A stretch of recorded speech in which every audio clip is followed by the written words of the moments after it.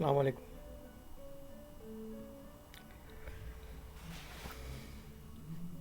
আমি ভবিষ্যৎবাণী করতে চাই। ভবিষ্যৎবাণীটা বাংলাদেশ নিয়ে। 1969 সালে আগরতলা একটা স্বাধীনতা সংগ্রামের একটা বৈঠক হয়েছিল। তাতে আওয়ামী লীগের নেতারা ছিলেন এবং এটা পাকিস্তান সরকারের এখানে একটা আগরতলা মামলার আসামি করেছিল। তো এই মামলার আসামি অনেকেই ছিলেন। সার্জেন্ট জহুরুল হক ছিলেন, আরেকজন কর্নেল খুরশিদুদ্দিন আহমেদ ছিলেন লালবাগের। এমন অনেক অফিসারদেরকে নাজেহাল হতে হয়েছিল, কিন্তু মজা মারছে আওয়ামী লীগ নেতারা। আওয়ামী লীগ নেতারা ঠিকই অম্রকুঞ্জে আমবাগানে মিটিং করেছিল, কিন্তু তাতে খেসারত দিতে হয়েছিল বহুত অফিসার, আর্মি অফিসার, পুলিশ অফিসারদেরকে।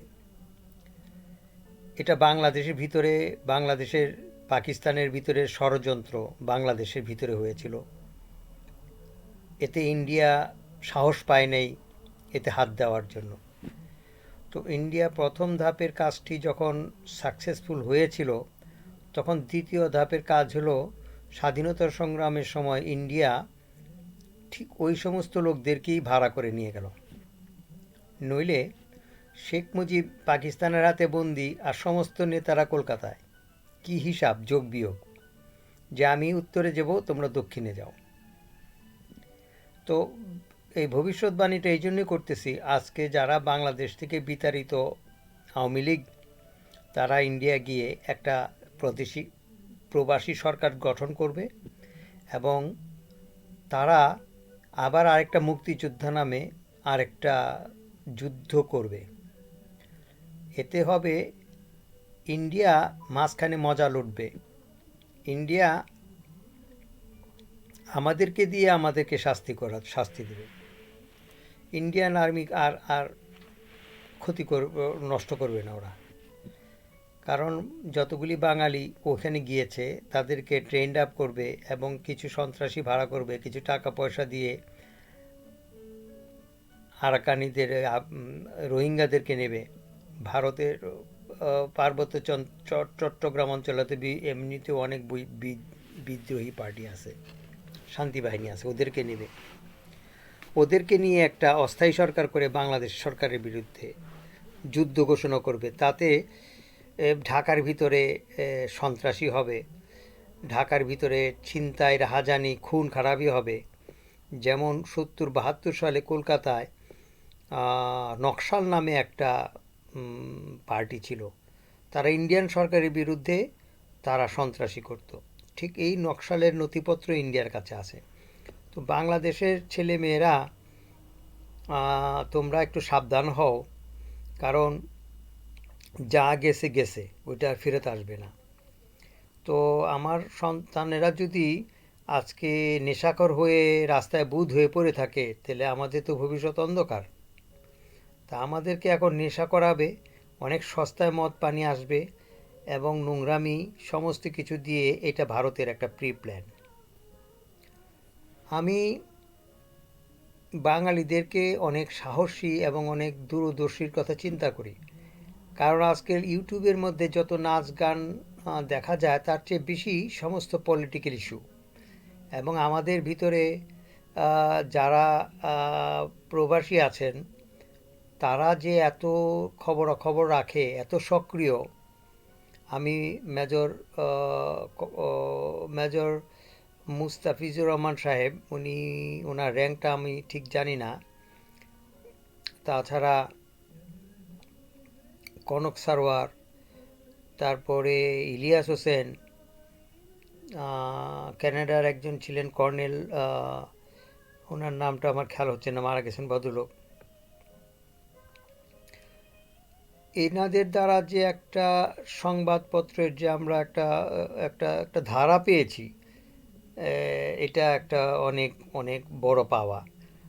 দেশপ্রেমিক না হলে এ সমস্ত লোকের উদ্বুদ্ধ হতো না, এবং দেশপ্রেমে আছে বলেই এনাদের কথাবার্তা শোনা যায়, বোঝা যায়। তো এখন বাংলাদেশের যে ভিতরে আভ্যন্তরীণ যে ব্যাপারগুলি আছে, আমরা আসিফ নজরুলকে ধরা পড়েছে সে যে রয়্যাল লোক, এবং এইরকম হাজারো আসিফ নজরুল আছে।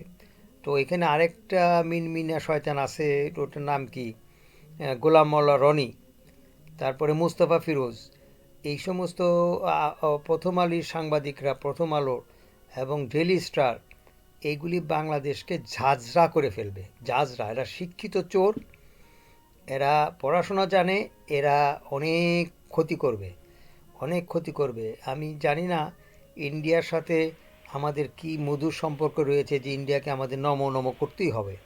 ইন্ডিয়া ছাড়া বাংলাদেশের পলিটিশিয়ানরা, বিজ্ঞ লোকরা চিন্তা করতে পারে না। তারা আমেরিকার কথা চিন্তা করতে পারে না, তারা জাপানের কথা চিন্তা করতে পারে না, তারা রাশিয়া, চীন, এদের কথা চিন্তা করতে পারে না। ইন্ডিয়া নিয়ে পড়ে আছে।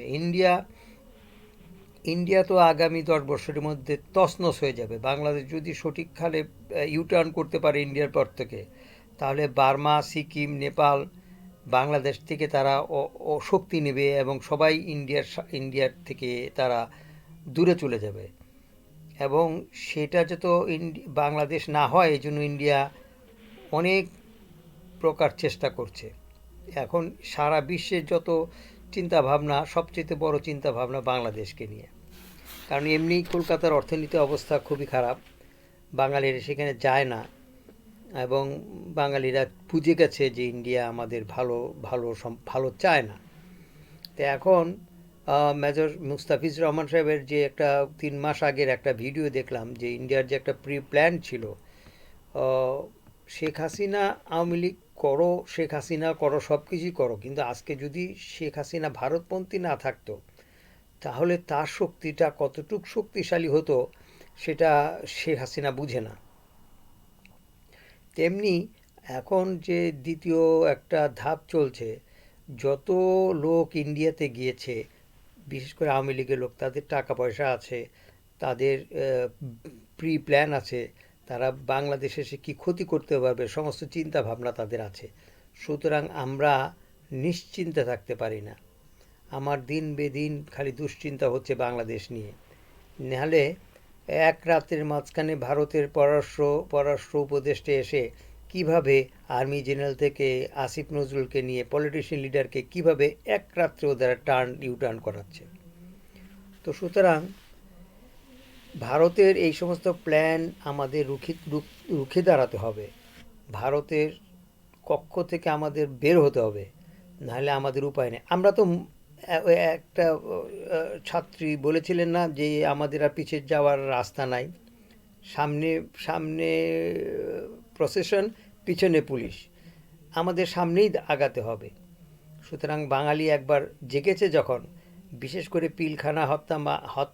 পিলখানা যে একটা ম্যাসাকার হয়েছে, বাংলার মানুষ যদি সত্যিকারের হৃদয় থাকে, তাহলে এর প্রত্যেকটি রক্তের পরিমাণ রক্তের প্রতিশোধ বাঙালি নেবে। এটা এখন শুধু আর্মিদের ভাতৃহারা না, এটা পুরো বাঙালির মেরুদণ্ড। এবং এইটাতে যদি সাকসেসফুল হয়ে যায় বাঙালি, ইন্ডিয়া আর 50 বছরও বাংলাদেশের দিকে তাকাবে না। সুতরাং আমাদের উচিত এখন আমাদেরকে অনেক সতর্ক থাকা, অনেক দূরে চিন্তা করা, ঘুমালে চলবে না। এখন তত্ত্বাবধায়ক সরকার, ইউনূস সরকার, এই সরকার, এত কিছু আমাদের মাথা নাই। আমাদের মাথায় একটা ঢুকাতে হবে, out India, out India, out India, out. ধন্যবাদ।